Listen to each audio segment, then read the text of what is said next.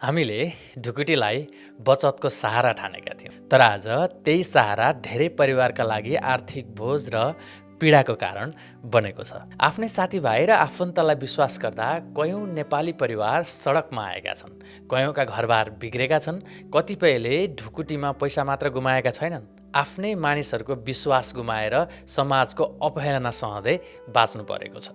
आखिर एउटा सानो बचत समूह कसरी यति भयानक सामाजिक र आर्थिक त्रासदी बन्यो? आज हामी यसै विषयको गहिरो विश्लेषण गर्दैछौँ। ढुकुटी के हो र कसरी काम गर्छ? ढुकुटी वास्तवमा एउटा गैर कानुनी वा अनौपचारिक बचत तथा ऋण समूह हो। यसमा निश्चित सङ्ख्याका मानिसहरू मिलेर हरेक महिना वा तोकिएको समयमा निश्चित रकम जम्मा गर्छन्।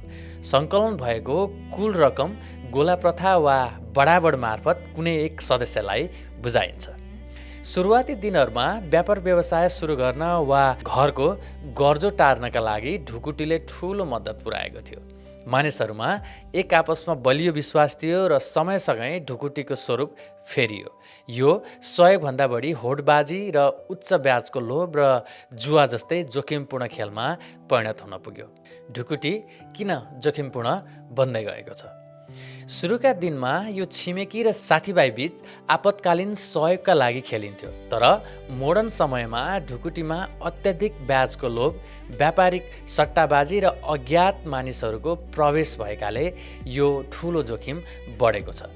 सुरुमै ठुलो रकम उठाएर लिने र पछि किस्ता नतिरी भागिदिने प्रवृत्तिले गर्दा यो धेरैका लागि आर्थिक र सामाजिक रूपमा गलपासो बनेको छ। यस्ता घटनाहरूका थुप्रै उदाहरण छन् जहाँ मानिसहरूले आफ्नो मेहनतको कमाई गुमाएपछि कानुनी उपचार खोजेका छन्, तर जटिल प्रक्रिया र प्रमाणको अभावका कारण अपेक्षित न्याय पाउन समेत कठिनाइ भएको छ। ढुकुटीको सुरक्षित विकल्पहरू। ढुकुटीको उद्देश्य बचत गर्ने र आवश्यक पर्दा ठुलो रकम जुटाउने हो। यही उद्देश्य पुरा गर्न केही सुरक्षित र कानुनी विकल्पहरू छन्। पहिलो, हाई यील्ड सेभिङ अकाउन्ट। हरेक महिना निश्चित रकम आफ्नो बैङ्क खातामा जम्मा गर्ने। पैसा आफ्नै खातामा हुन्छ, ब्याज पनि आउँछ र आवश्यक पर्दा प्रयोग गर्न सकिन्छ। दोस्रो, गोल बेस्ड सेभिङ। घर, गाडी, बच्चाको पढाइ, इमर्जेन्सी फन्ड वा बिजनेसका लागि छुट्टा छुट्टै बचत लक्ष्य बनाएर प्रत्येक महिना पैसा राख्ने। तेस्रो, ब्याङ्क वा क्रेडिट युनियन लोन। एकैपटक ठुलो रकम आवश्यक परेमा बैङ्क वा क्रेडिट युनियनबाट सुरक्षित लोन लिन सकिन्छ, तर इन्ट्रेस्ट रेट, मन्थली पेमेन्ट र टोटल कस्ट राम्रोसँग हेर्नुपर्छ। चौथो, लङ टर्म इन्भेस्टमेन्ट। भविष्यका लागि 401k, IRA वा अन्य डाइभर्सिफाइड इन्भेस्टमेन्टमा पैसा राख्न सकिन्छ, तर इन्भेस्टमेन्टमा पैसा बढ्न पनि सक्छ र घट्न पनि सक्छ।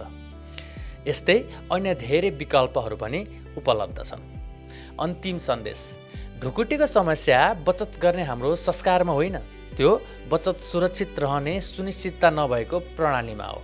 हामीलाई बचत चाहिन्छ, हामीलाई आपतमा पैसा चाहिन्छ, हामीलाई एक अर्काको सहयोग पनि चाहिन्छ, तर यसका लागि आफ्नो जीवनभरको कमाइलाई केवल व्यक्तिगत विश्वासको भरमा राख्नु आवश्यक छैन। आजको समयमा bank, credit union, saving account, emergency fund र व्यवस्थित इन्भेस्टमेन्ट जस्ता सुरक्षित विकल्पहरू उपलब्ध छन्।